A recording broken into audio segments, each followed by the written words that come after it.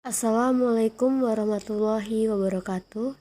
Perkenalkan, kami dari kelompok 11 yang beranggotakan Joti Indah Larasati, Rahel Natasya, Dinda Azhara Natasya, dan saya sendiri Ananda Ayu Rama Astika akan menjelaskan mengenai teori kepribadian Karen Harney.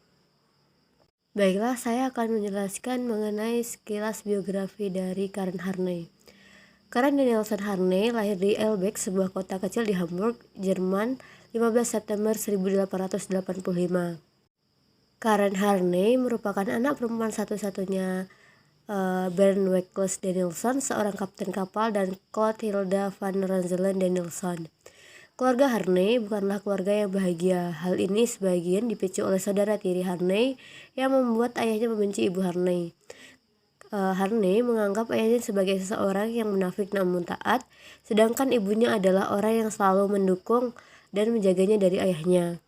Harney membenci perlakuan tidak adil orang tuanya karena lebih menyayangi saudara laki-lakinya.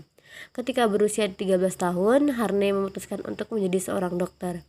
Pada tahun 1906, Harney memulai studinya di Universitas of Freiburg dan menjadi wanita pertama di Jerman yang mempelajari obat-obatan. Harney tidak sepaham dengan psikoanalisis ortodoks dan membentuk sebuah teori revisi yang merefleksikan pengalaman-pengalaman pribadinya, baik pengalaman klinis maupun bukan. Harney meninggal pada tahun 1952. Selanjutnya saya akan menjelaskan mengenai perbandingan dari teori Harney dan Freud. Pada dasarnya Harney memiliki dasar yang sama dengan Freud, namun memiliki beberapa perbedaan. Harney juga mengkritik beberapa teori dari Freud. Yang pertama, pandangan Freud yang terlalu ortodoks hanya akan mengarah pada stagnasi baik secara teoritis maupun klinis. Yang kedua, Harney juga tidak setuju pandangan Freud terhadap wanita atau feminim psychology.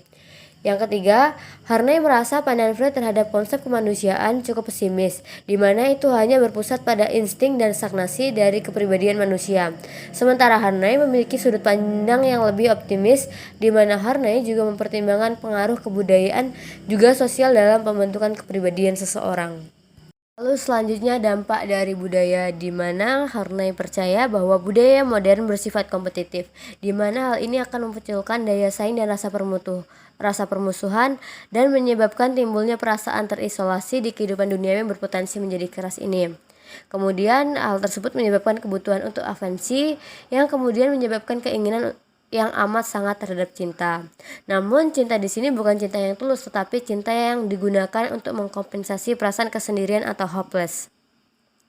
Kemudian hal ini menyebabkan neurosis, lalu menyebabkan timbulnya upaya-upaya untuk merugikan diri sendiri yang muncul dalam bentuk kepercayaan diri yang lebih rendah.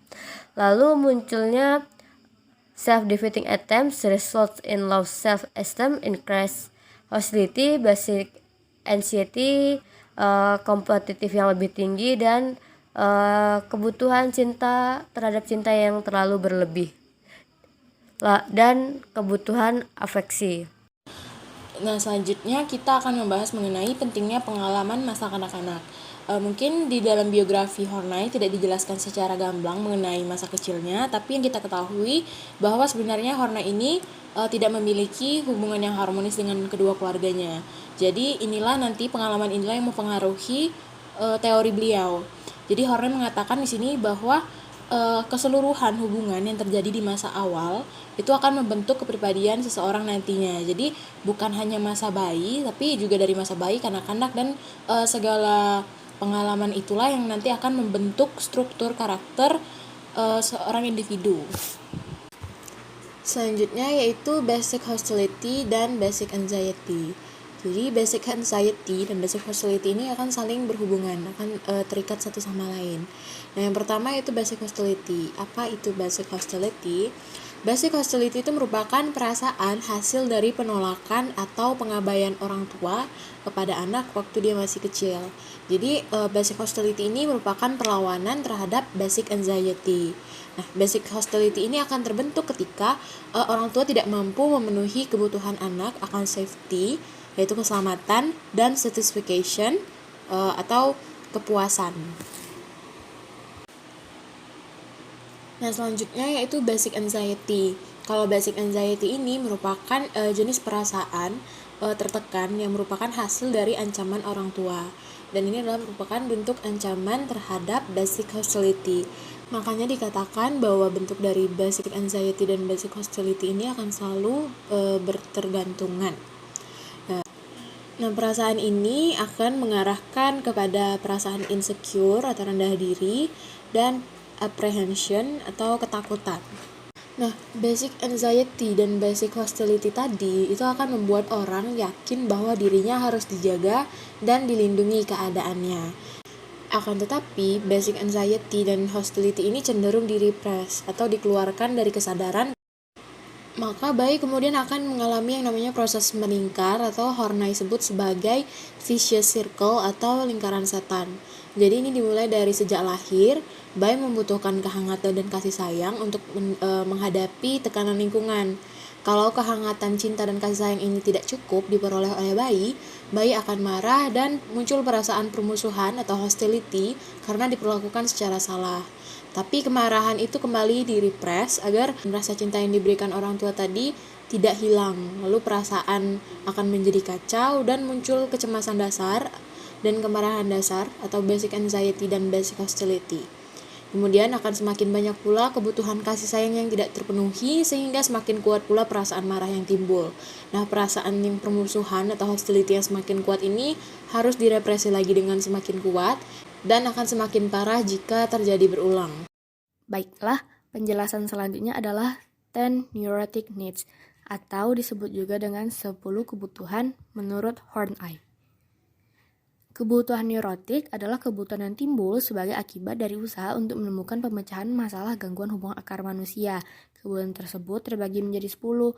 Yang pertama adalah kebutuhan kasih sayang dan penerimaan, yaitu keinginan membabi buta untuk menyenangkan dan berbuat baik sesuai dengan harapan orang lain.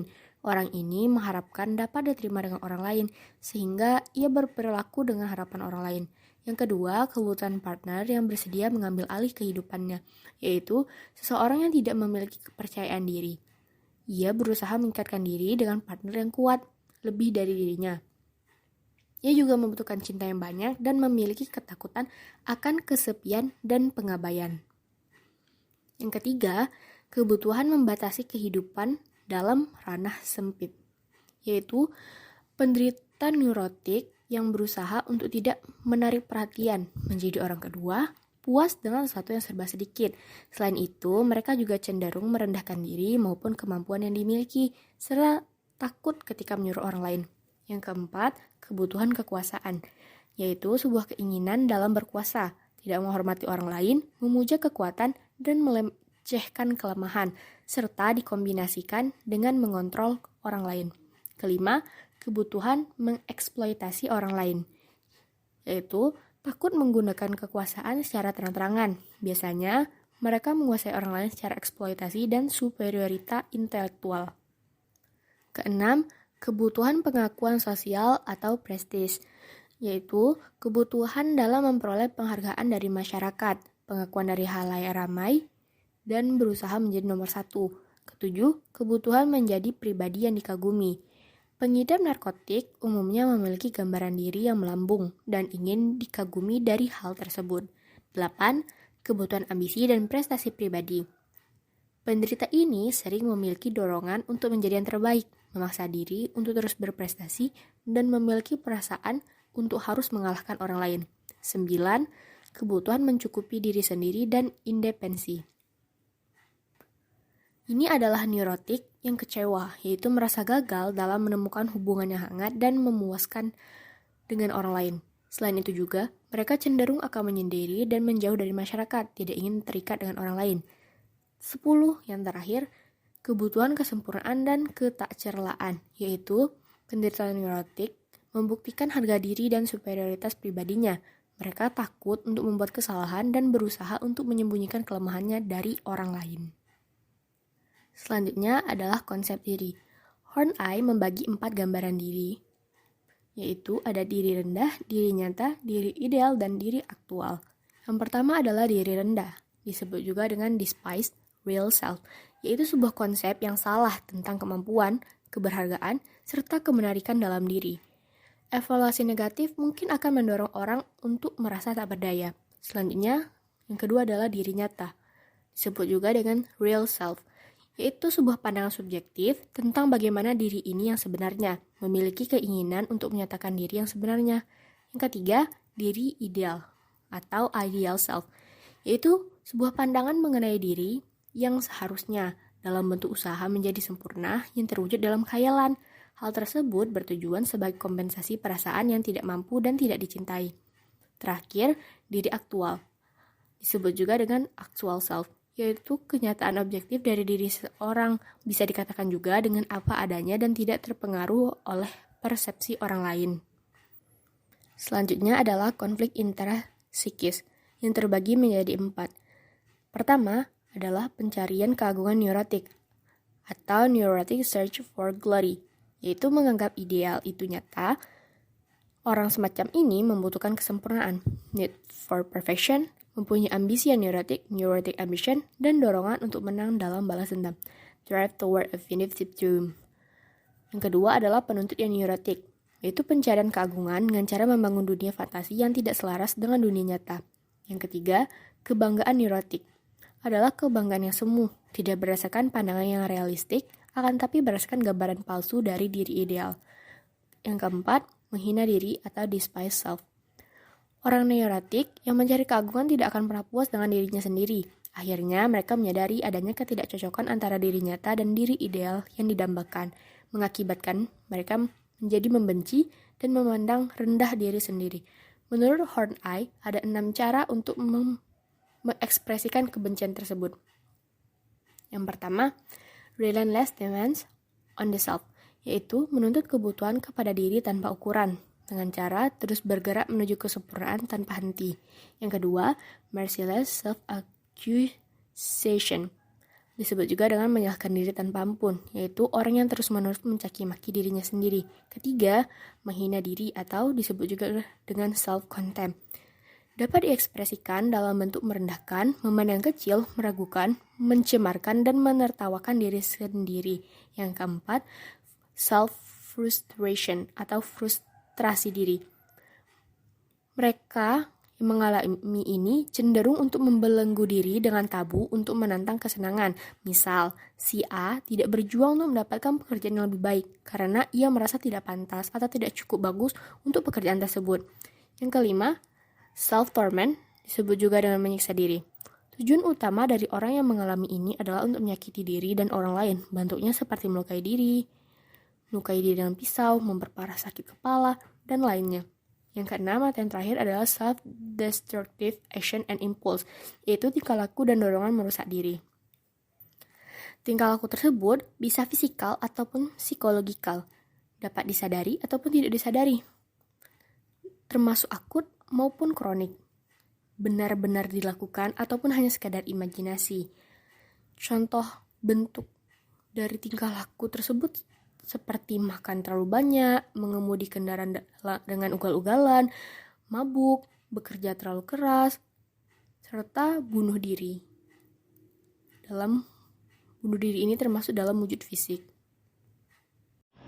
Baiklah, selanjutnya yaitu tentang mengatasi konflik atau interpersonal style. Mengatasi konflik yaitu beda gaya pemakaian antara normal dan neoritik. Normal berubah-ubah secara spontan, sedangkan neoritik cenderung tetap, hanya satu secara kompulsif. Mengatasi konflik yaitu sebuah gaya dalam berhubungan disebut dengan gaya hubungan interpersonal, yaitu interpersonal style. Gaya dalam hubungan interpersonal ada 3, yaitu kecenderungan mendekat atau bergerak mendekati orang lain. Orang yang mendekati orang lain adalah sebuah bentuk usaha dalam melawan perasaan tak berdaya. Orang ini selalu merasa kalah atau mudah kalah. Biasanya memiliki tipe kepribadian yang bersifat mengalah. Kemudian, kecenderungan menentang atau bergerak melawan orang lain. Bergerak melawan orang lain dapat disebut juga dengan agresi. Orang yang agresif, mereka memandang orang lain itu sebagai musuh dan memakan strategi lawan untuk meredakan kecemasan yang dimilikinya. Tipe kepribadiannya adalah agresif. Kemudian, kecenderungan menjauh atau bergerak menjauh dari orang lain. Untuk mengatasi konflik dasar isolasi, orang justru memisahkan diri, memakai kecenderungan neurotik, menjauh dari orang lain. Tipe kepribadiannya adalah terpisah. Kemudian ada neurotik atau normal. Ada yaitu basic conflict. Sedangkan di neurotik itu secara kompulsif dan normal yaitu spontan. Dan di moving towards other, perasaan tak berdaya. 1. Kasih sayang, 2. Partner yang kuat, 3. Mempersempit hidup. Sedangkan normal yaitu spontan, bersahabat, kepribadian yang hangat. Moving against other yaitu permusuhan, melindungi diri dari orang lain. Ada yaitu 1. Kekuatan, eksploitasi, prestise, penghargaan pribadi, prestasi pribadi. Kemudian ada kemampuan bertahan hidup dalam masyarakat yang kompetitif. Kemudian ada moving away from other, perasaan kesepian, mencukupi diri sendiri, otonom, tenang. Baiklah, selanjutnya ada aplikasi. Yang pertama itu psikologi wanita. Horney menyadari adanya ketidakseimbangan antara psikoanalitik tradisional mengenai wanita. Akhirnya, ia menolak beberapa konsep dasar Freud. Yang kedua, perbedaan pria-wanita. Menurut Horney, perbedaan di sini lebih mengarah ke perbedaan harapan sosial dan kultural. Menurutnya, kecemasan menjadi sumber penyebab para laki-laki ingin menaklukkan wanita dan keinginan wanita menghina laki-laki. Yang ketiga, Oedipus kompleks. Horney mengakui adanya Oedipus kompleks, akan tetapi ini berhubungan dengan kondisi lingkungan tertentu. Tidak ada sangkut pautnya dengan perkembangan biologis. Yang keempat, cemburu penis. Horney menolak konsep penis envy dari Freud. Ia lebih cenderung mengikuti pikiran Adler. Hal tersebut juga dikarenakan banyaknya perempuan yang memiliki maskulin protes. Yang terakhir yaitu psikoterapi. Horney menggunakan mimpi dan asosiasi bebas untuk memahami para kliennya. Menurutnya, mimpi adalah usaha untuk mengatasi konflik dan terapis, dapat menginterpretasi dengan tepat sehingga dapat membantu dirinya memahami para klien secara lebih baik. Sedangkan asosiasi bebas dihubungkan oleh ungkapan gambar diri ideal klien serta kegagalan usaha untuk mengatasi kecemasan dasar. Baiklah, demikian presentasi dari kelompok 11 mengenai teori kepribadian dari Karen Horney. Terima kasih.